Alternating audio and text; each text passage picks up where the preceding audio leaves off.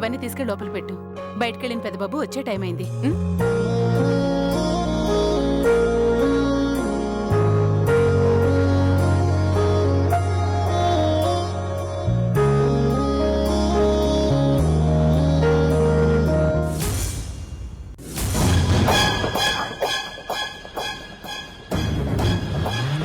త్రిపుర, భాస్కర్.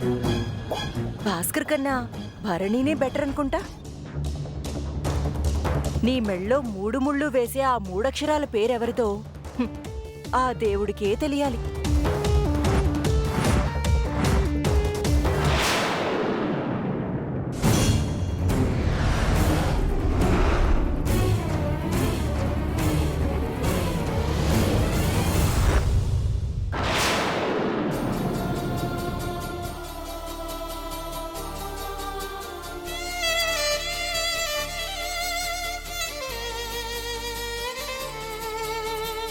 ఒక్కసారి చెప్పలేవా నువ్వు నచ్చావని, ఓ చెంత చేరి పంచుకోవా ఆశని శ్వాసని, మన గుండె గుప్పెడంతా తన ఊహ ఉప్పినంత, ఒదిగుండ మనక వదిలేయమంటూ బతిమాలుతున్న వేళ.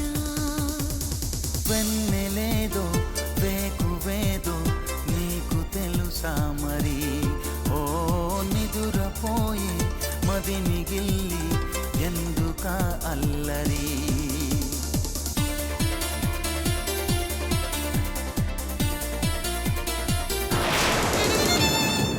అబ్బర్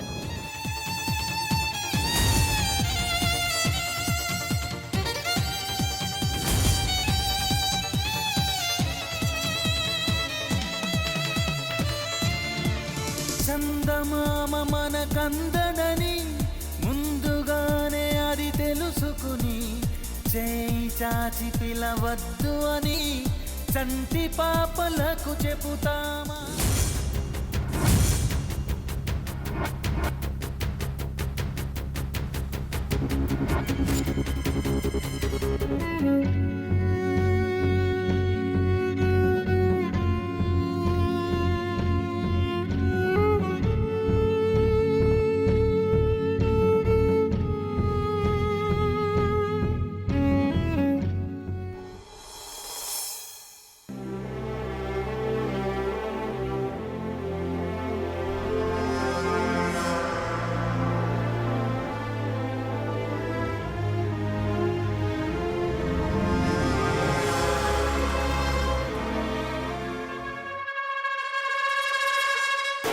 ఏంటక్కా నగలు తీసుకుని చూసుకుంటున్నావు?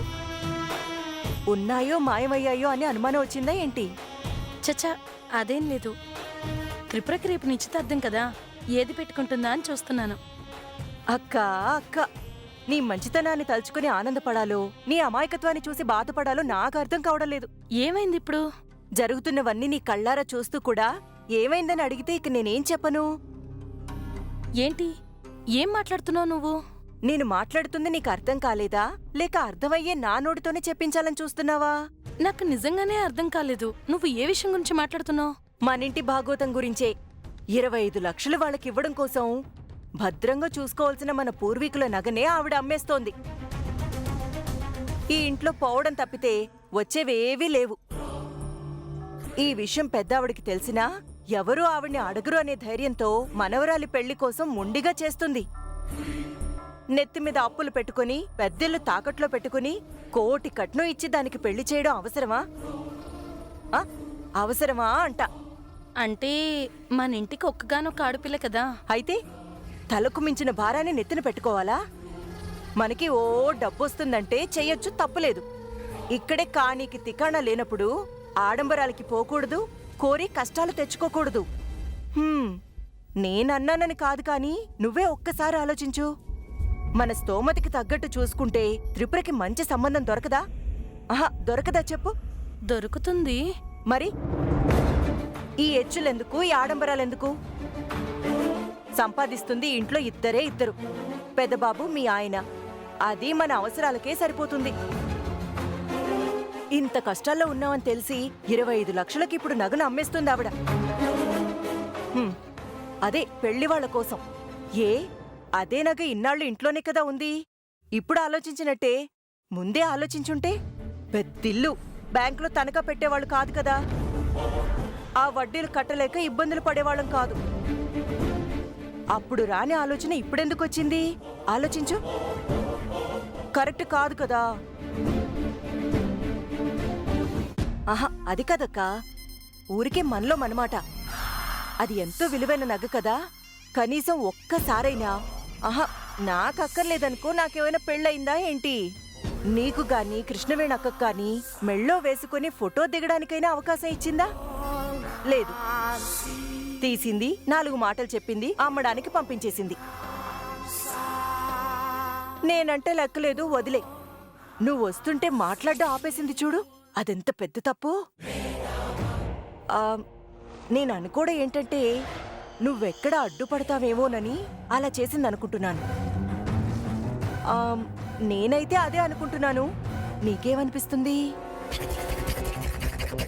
ఇకనైనా నువ్వు మారాలక్కా. ఇలాగే ఉంటే కుదరదు. నీకో కొడుకున్నాడు. వాడి భవిష్యత్తుకి ఏదో ఒకటి మిగిలాలి కదా. అంతా హారతి కర్పూరం అయిపోతే ఎలా? ఉన్న దాంట్లో సగం కాశీ బావు పోగొడితే మిగిలింది ఆయన కూతురు ఖాళీ చేసేటట్టుంది.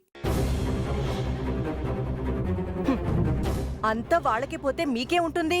అప్పులు వడ్డీలా? ఇది కరెక్ట్ కాదు కదా. నేను ఇంటి పెద్ద అని చెప్పుకోవడం కాదు, న్యాయం కూడా సమంగా ఉండాలి కదా. అది లేదే. నువ్వేమో అది తెలుసుకోకుండా నువ్వంటే విలువలేని ఇంట్లో నీ మనసు నొచ్చుకునేలా మాట్లాడిన త్రిపుర కోసం నగలు తీసి పెడుతున్నావు. ఇవ్వడం తప్పని చెప్పను, కాకపోతే ఇవి తిరిగొస్తాయని నమ్మకం మాత్రం లేదు. అంటే పెళ్లివాళ్ళు శుభలేఖలు అచ్చువేయించే ముందు మళ్ళీ అడుగుతారు కదా, అప్పుడు ఇవి అదే జరుగుతుంది. నువ్వు ఉన్నింటి కుటుంబం నుంచి వచ్చినా ఇన్నాళ్ళు నిన్ను సహాయం అడగలేదు అత్తయ్య, ఇప్పుడు అడగచ్చు. ఆవిడ వాలకం చూస్తుంటే ఆవిడకి కనిపించిన దారులు ఏది వదులుకునేలా లేదు. నువ్విచ్చేసే విధంగానే ఆవిడ అడుగుతుంది, నువ్వు కాదనలేవు. పొలాలున్నాయి కదా, అవి మీకిస్తాను అంటుంది, నువ్వు అడ్డు చెప్పలేవు. అవి ఎలాగూ రావు, నువ్విచ్చిన నగలు రావు. అప్పుడు మీ దారి గోదారే. అలా జరగనివ్వను. జరగకూడదంటే నువ్విప్పటి నుంచి అవకాశం ఇవ్వకుండా ఉండాలి. తప్పు లేదక్కా, నీ జాగ్రత్తలో నువ్వు ఉండడం మంచిదే. అంతా మంచి జరుగుతుంది. వస్తాను.